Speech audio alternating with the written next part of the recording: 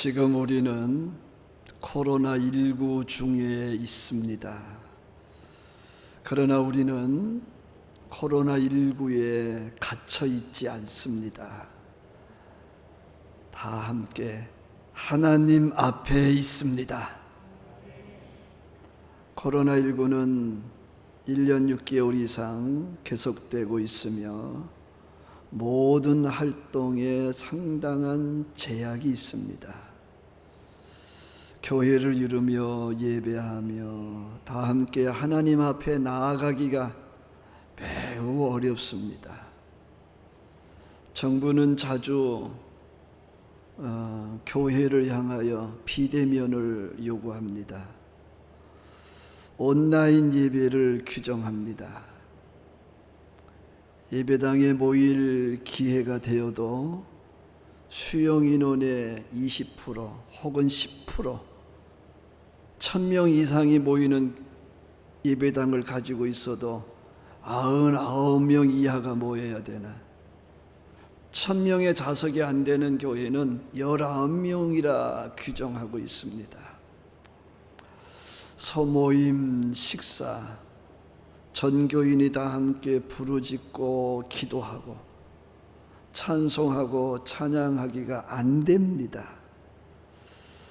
전도도 선교도 목회도 코로나19 전처럼 정상적으로 이루어갈 수가 없습니다.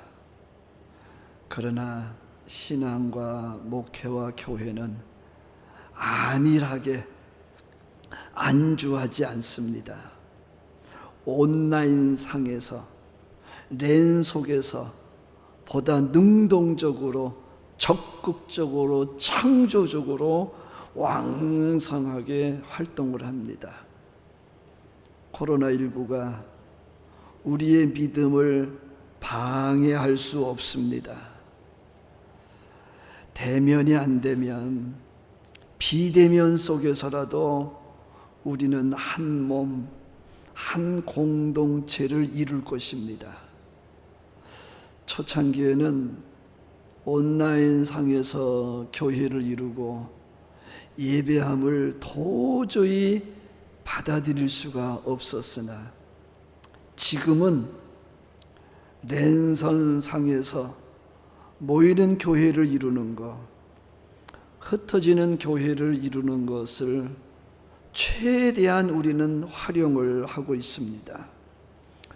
우리의 신앙과 목회와 교회는 코로나19 중에도 코로나19 이후에도 살아 있습니다. 그 누가 막을 수 없습니다. 더 뜨겁게, 더 깊게 성장과 성숙을 이루어 갈 것입니다. 코로나19 중에도 그리스도인은 세상이 감당할 수 없는 사람들입니다.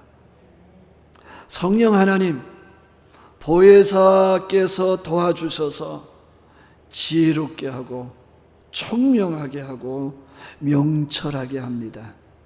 강하게 하시고 담대하게 하셔서 푯대를 향하여 달려가야 할 길을 다 달려가게 하십니다. 코로나19 중에도 하나님은 우리들의 아버지요, 구주요, 보혜사이십니다. 구원과 구속의 역사는 계속 일어나고 있습니다. 하나님께서는 지금 이 코로나19 중에도 일하고 계시는 거 믿으시죠? 고아와 같이 우리를 내버려 두지 않으실 겁니다. 내가 너를 지명하여 세웠다. 너는 내 것이야. 우리를 유혹하고 우리를 넘어뜨리려고 하는 사탄을 물리쳐 주십니다. 우리들을 보호해 주시고 계십니다. 하나님은 우리에게 여전히 선한 목자이십니다. 하나님께서 이와 같은 은총을 예수님 믿는 자들에게 일어나도록 일하고 계시다는 사실에 우리는 의문이 없습니다. 하나님께서는 사람이신 예수로 오셨어요. 하나님과 우리들 사이에 중보자가 되어주셨어요. 내가 하나님과 너 사이에 길이다, 진리다, 생명이다. 하나님과 우리들 사이에 걸림돌이 되는 죄악을 사하시기 위해서 십자가에서 죽으셨습니다. 그 복음을 사람들에게 알리기 위해 예수님은 전도하러 오셨다고 말씀하셨고, 예수님은 공생의 기간 내내 전도하셨습니다.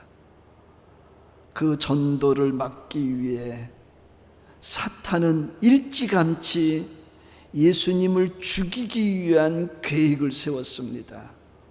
아기 예수를 죽이기 위해 헤롯의 마음을 완악하게 했습니다. 동방 박사들을 유혹했습니다. 갈 때 예수가 어디 있는지 알려주고 가라. 남자아이들을 호적하라고 했습니다. 유대교 교도들, 유대교 지도자들, 바리새인들을 그 마음을 완악하게 해서 예수님의 공생애를 철저하게 방해했습니다. 그림자처럼 따라다니면서 예수님을 잡으려고 하였고, 예수님을 가두려고 하였고, 예수님을 죽이려고 했어요. 결국 사탄과 그들은 예수를 십자가에 못 박아 죽이는 일에 성공을 했습니다. 하나님께서는 사탄의 방해와 해방 속에서 구원의 역사를 차질 없이 이루심을 믿습니다. 예수가 십자가에 죽으신 것은 사탄과 바리새인들과 유대인들의 성공이 아니라 우리를 구원하시기 위한 하나님의 승리였습니다.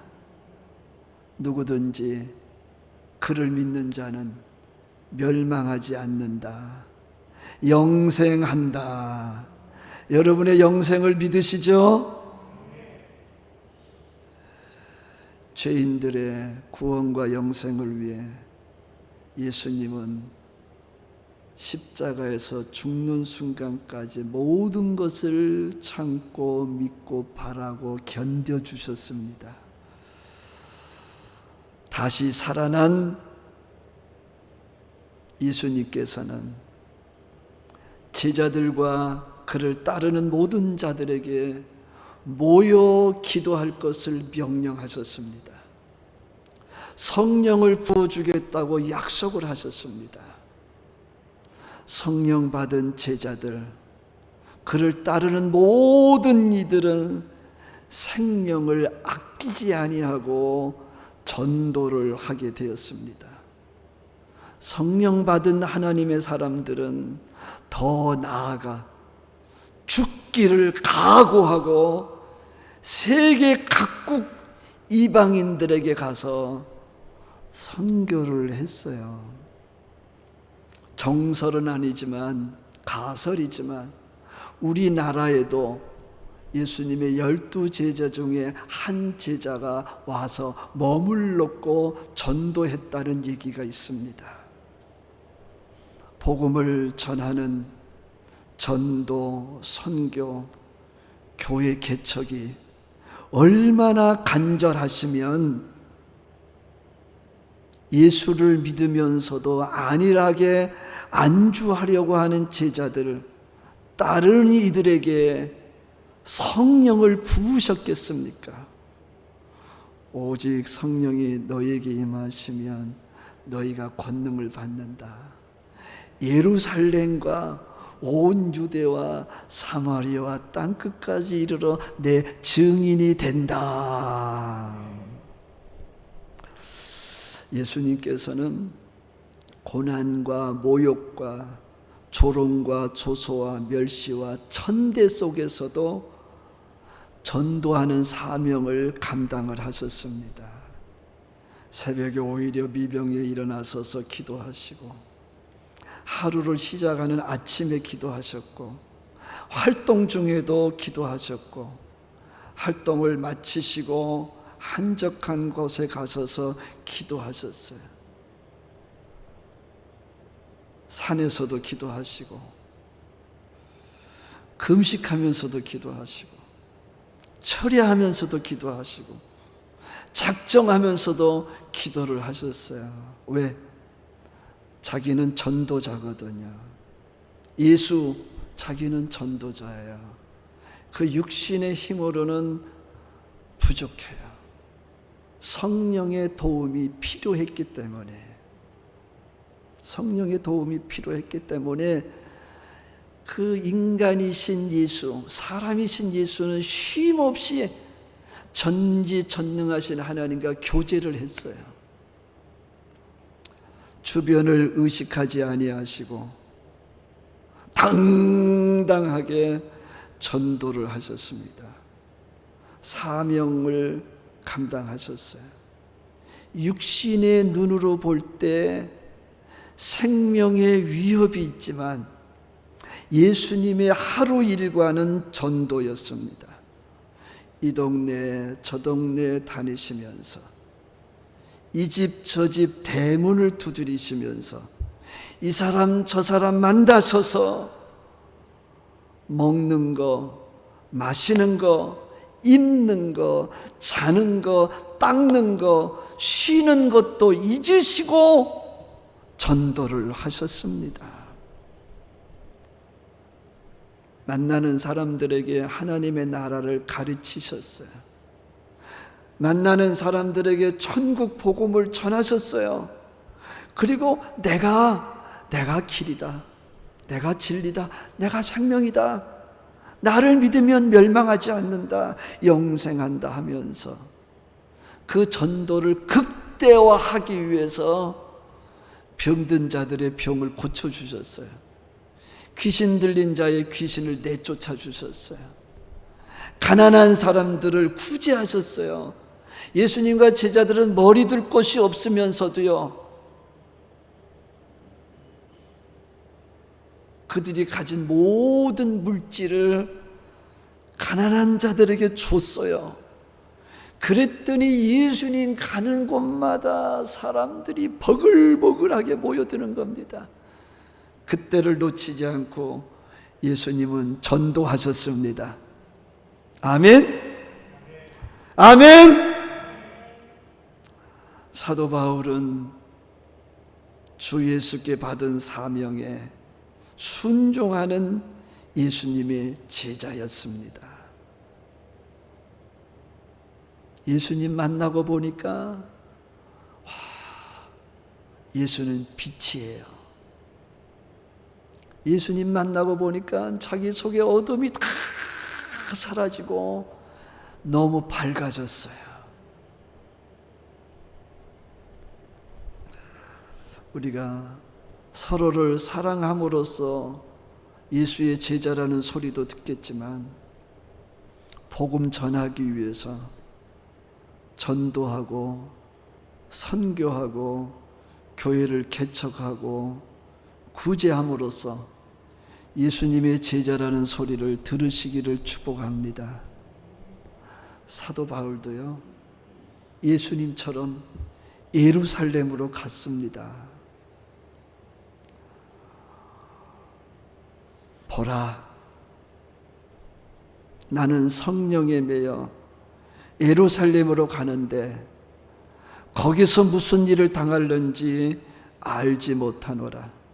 오직 성령이 각 성에서 내게 증언하여 결박과 환난이 나를 기다린다 하시나, 내가 달려갈 길과 주 예수께 받은 사명, 곧 하나님의 은혜의 복음을 전하는 일을 마치려 하면은 나의 생명조차 조금 더 귀한 것으로 여기지 아니하노라. 사도 바울은 고백합니다. 예루살렘 언덕에서 부활하신 예수님을 만난 바울은 변화되었습니다. 사람만 보면 판단하고 정죄하고 잡고 가두고 죽이려던 옛사람, 옛습관, 쓴뿌리, 그 미움과 다툼과 시기와 질투와 분냄은 그 속에서 예수님의 보혈로, 성령으로 다 죽어버렸습니다. 이제는 자기가 하나님께 받은 하나님의 긍휼하심을 가지고 사람들에게 그 긍휼을 베푸는 새 사람이 되었어요. 이제 바울 속에는 사랑, 희락, 화평, 오래 참음, 자비, 양선, 충성, 온유, 절제로 가득 찼어요. 그러다 보니까 지옥 같았던 속은 없어져 버렸고요, 의와 평강과 희락이 넘치는 하나님의 나라가 된 줄로 믿습니다. 그 마음이 달라졌어요. 그 마음이 체인지 됐어요. 그게 회개입니다. 죄를 고백한다고 회개가 아니에요. 눈물 좀 흘린다고 고백이 아니에요. 거룩하게 산다고 그게 아니에요. 마음이 바뀌어야 돼요. 저는 여러분의 마음이 바뀌시기를 축복합니다.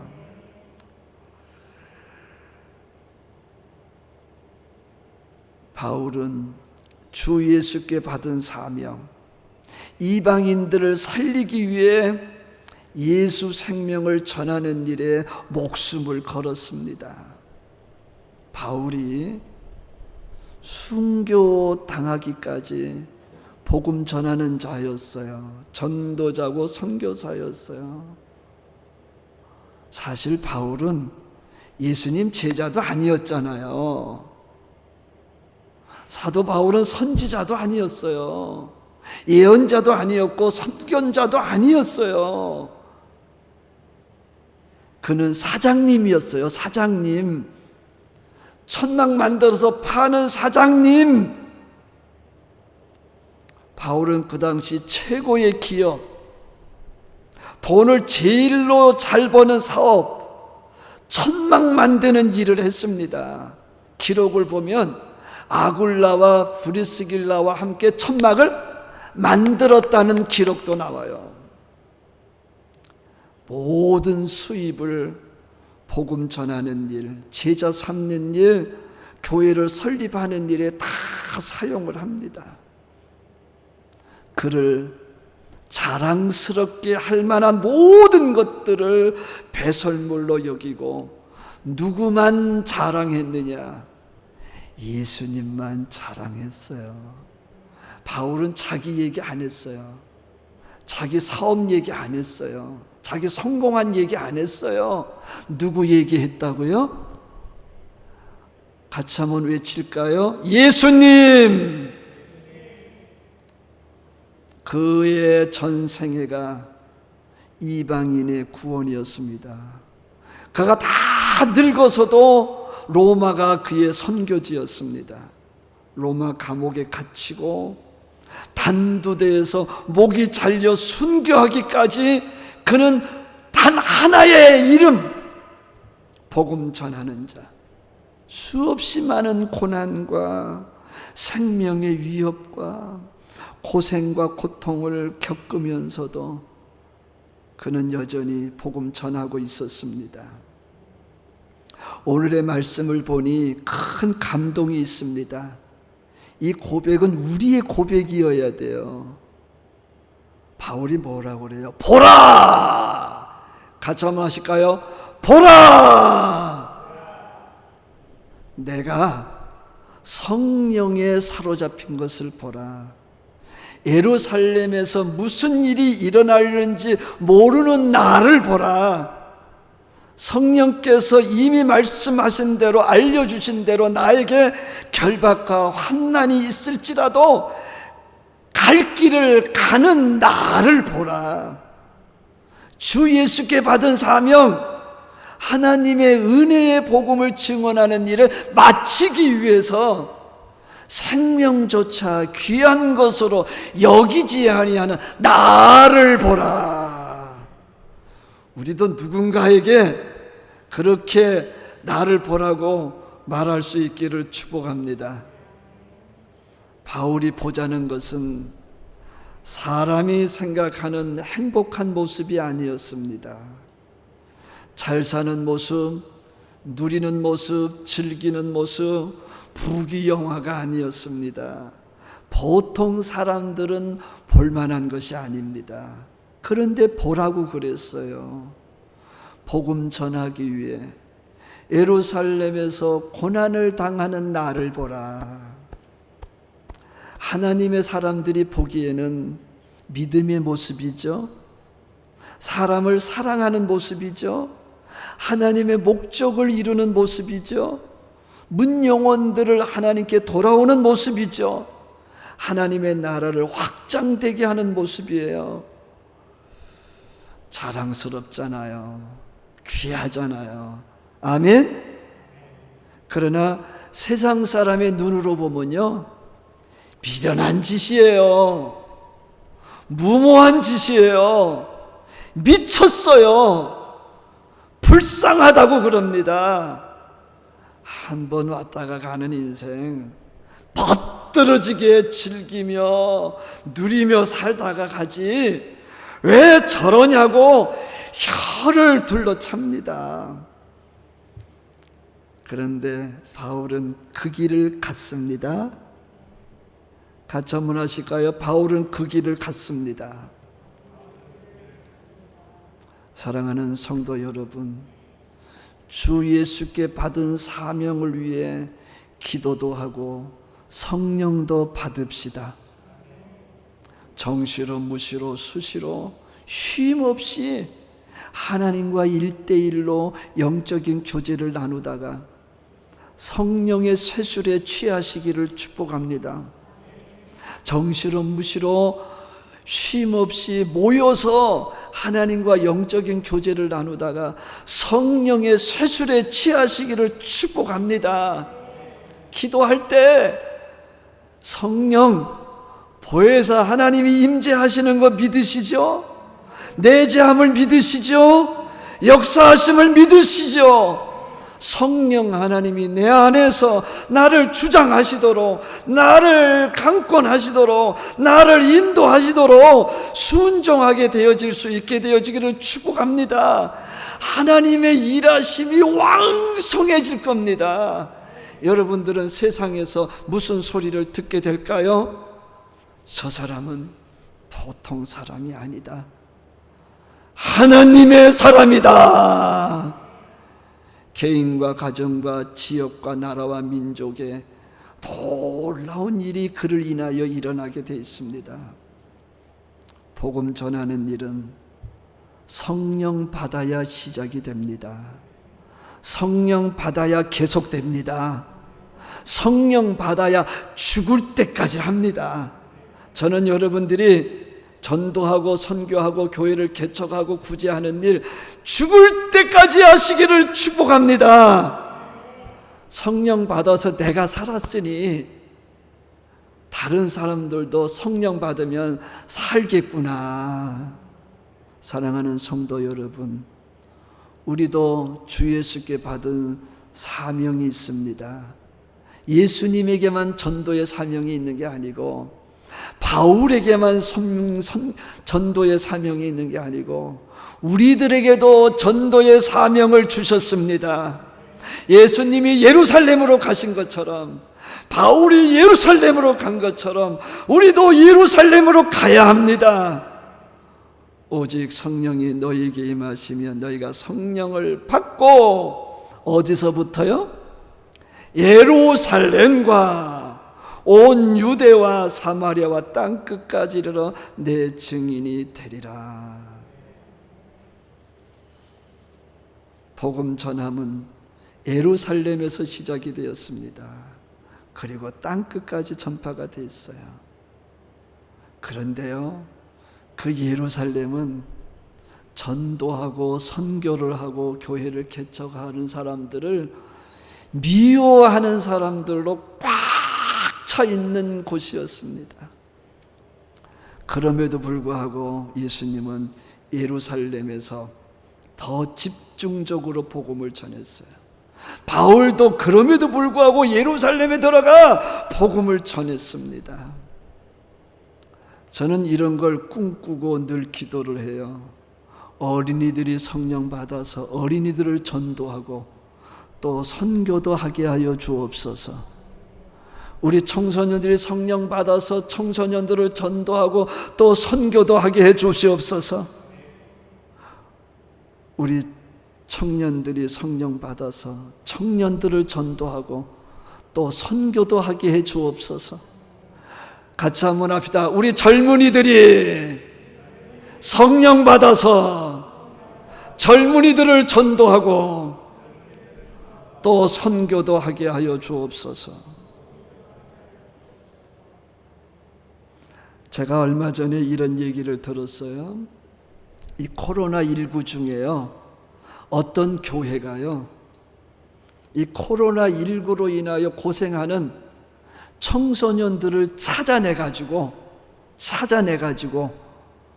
그들의 집으로 가가지고 1대1로 집중적으로 도와줬대요. 그랬더니요, 그 청소년들이 감동을 받고 성령을 받아가지고요, 그들이 뭐 한 줄 아세요? 학교에 가서요, 이 코로나19 중에 어떤 교회가 우리들을 이렇게 돌보아 주었다고, 보살펴 줬다고, 그래서 내가 지금 살아있다고, 내게 감동이 있다고, 우리 모여서 기도하자 그랬더니요, 애들이 걔네들하고요 기도하는 역사가 일어났답니다. 와, 전도와 선교와 교회 개척, 세상은 관심이 없어요. 극단적으로 방해합니다. 전도, 선교, 교회 개척, 교회 안에서 시작됐어요. 세상 끝까지 확산되어 갈 겁니다.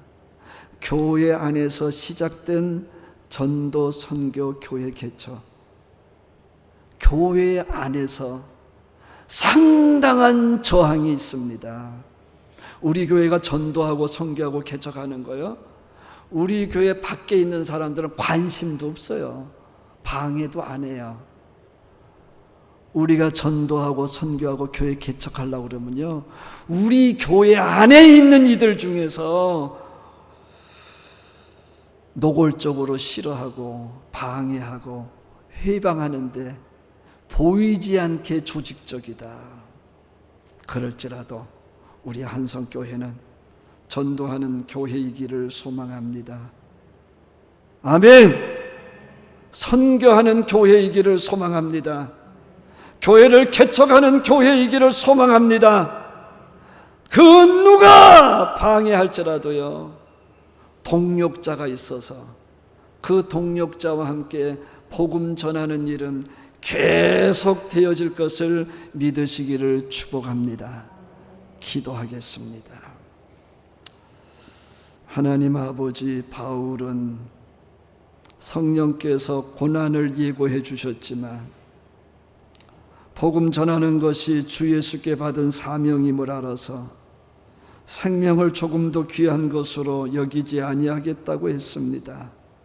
주여, 저희들 어떤 일을 하든지 전도자, 선교하는 자, 교회를 개척하는 복음 전하는 일에 헌신하게 하여 주옵소서.